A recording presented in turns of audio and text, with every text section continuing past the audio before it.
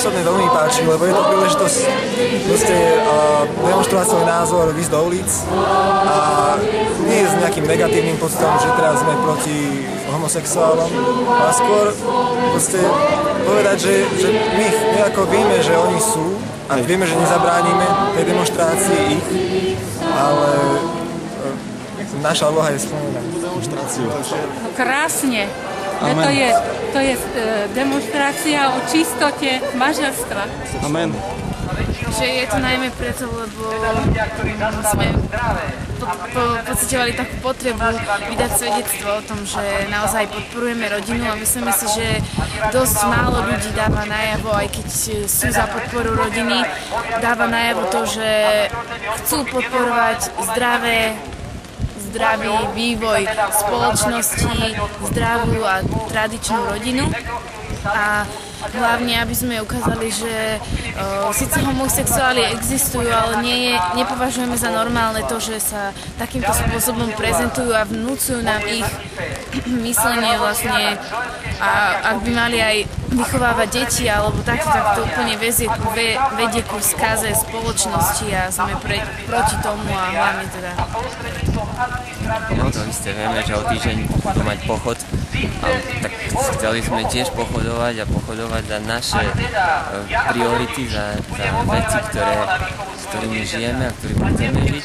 A je to taký aj čiastočný protest proti ním, lebo v dnešnom svete, či už v televízii alebo v médiách sa to propaguje ako normálna vec a pritom my zdraví ľudia sme ako si takí stále v takej rutíne a nikto to nedáva najavo a preto sme tu, aby sme ukázali aj my, že vieme sa postaviť za svoje práva, za svoje veci. Jak ste sa dosvedeli? Ja som chcela týmto svojím vystúpením chcela podporiť rodinu. Kvôli mojim deťom, kvôli mojim vnúčatám. A som sklamaná, že tak málo ľudí prišlo podporiť túto hodnotu. Aby zabezpečila zákaz diskriminácie na základe sexuálnej orientácie vo všetkých oblastiach prostredníctvom dokončenia návrhu balíka homosexuality na Slovensku považujem za veľké ohrozenie Božieho života a za veľké ohrozenie straty života, večného života. Sú to protibožie zákony. Nedodržiavanie Božích zákonov prichádza trest. A hlavne na naše pokolenia, na naše deti. Tak ako Boh povedal, že tých, ktorí ho milujú, požehnáva do tisíceho pokolenia, ale ktorí ho nenávidia a neposlúchajú, trestá do 3. a 4. pokolenia. No, keď táto spoločnosť preberá všetko to, čo je proti Božie, tak sa treba ozvať. Treba vydať svedectvo. Treba stáť na Božej strane.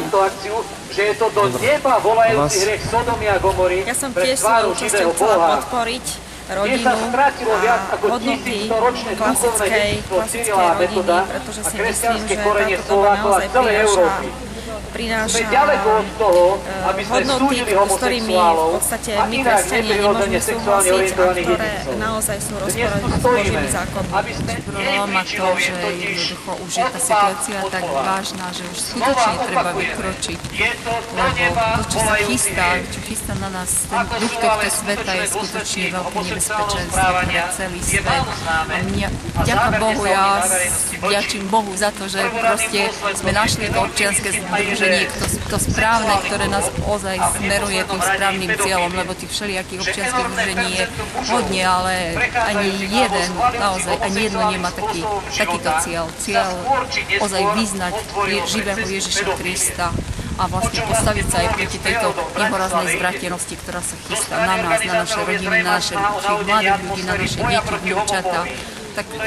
Ja osobne mám pocit, že to je taká postupnosť krokov, ako keby postupnými krokmi našu spoločnosť chcú priviesť do vecí, ktoré jej neprospevujú a ktoré ju vlastne ničia od základu.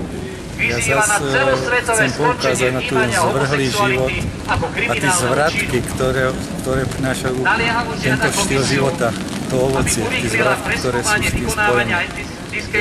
Je to niečo hrozné. Ale mňa hlavne oslovuje odkaz. Prebuď sa ty, čo spíš. čo ti je zverený tento národ. Si povolaný, aby si ho viedol vo svete. Tvoj svietnik je naklonený. Znovu pripomína výzvu všetkým členským štátom, aby predložili návrhy právnych predpisov na odstránenie diskriminácie párov rovnakého pohlavia. Určite Panna Mária, ktorá je kráľovná rodín a ktorá pomáha, lieči, takže preto som tu, kvôli rodine a rodina. Rodina bola, je a bude vždy základná bunka spoločnosti a rodinu tvorí muž a žena. Neviem si predstaviť zväzok dvoch chlapov, pokiaľ si vypojujú legislatívne predpisy také, že budú mať partnerstvo schválené a budú si môcť adoptovať deti, ako vychovávajú deti, ako to dieťa vidí, ako sa títo chlapi poskávajú. Čo z takého dieťaťa vyrastie? Proti tomuto treba bojovať a myslím si, že ľudia, poďte medzi nás.